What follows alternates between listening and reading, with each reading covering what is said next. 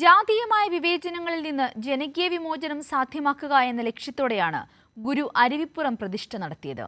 അതേ വിവേചനങ്ങളിൽ നിന്ന് ആധുനിക സമൂഹത്തെ എങ്ങനെ പുനഃക്രമീകരിക്കാമെന്നതായിരുന്നു ആലുവ സർവമത സമ്മേളനത്തിന്റെ ലക്ഷ്യമെന്നും സുനിൽ പി ഇളയിടം അഭിപ്രായപ്പെട്ടു. ശ്രീനാരായണ ഗുരു ഓപ്പൺ സർവകലാശാല അന്താരാഷ്ട്ര സാഹിത്യ സാംസ്കാരികോത്സവത്തിൽ ആലുവ സർവമത സമ്മേളനം ചരിത്ര പാഠങ്ങൾ എന്ന വിഷയത്തിൽ പ്രഭാഷണം നടത്തുകയായിരുന്നു അദ്ദേഹം.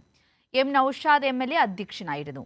സർവകലാശാല സിൻഡിക്കേറ്റ് അംഗം doctor Reni Sebastian, Kozhikode regional centre director doctor Pradeep Kumar തുടങ്ങിയവർ സംസാരിച്ചു.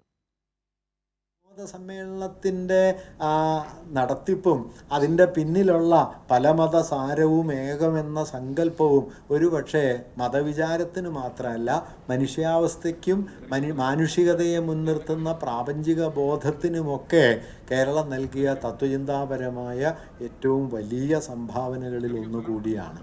മതത്തെ ആധുനികമായ ഒരു മനുഷ്യാവസ്ഥയോട് മതബോധത്തെ ചേർത്ത് വയ്ക്കാൻ കഴിയുന്ന സാർവലൗകികമായൊരു സാഹോദര്യ ഭാവനയിലേക്ക് മനുഷ്യരെ ആകെ കൊണ്ടുപോകാൻ കെൽപ്പുള്ള ഒരു വിപുലമായ പ്രാപഞ്ചിക ബോധമായി മതത്തെ മാറ്റുന്ന ഒന്നായിട്ടും ഈ പലമതസാരവും ഏകം എന്ന തത്വം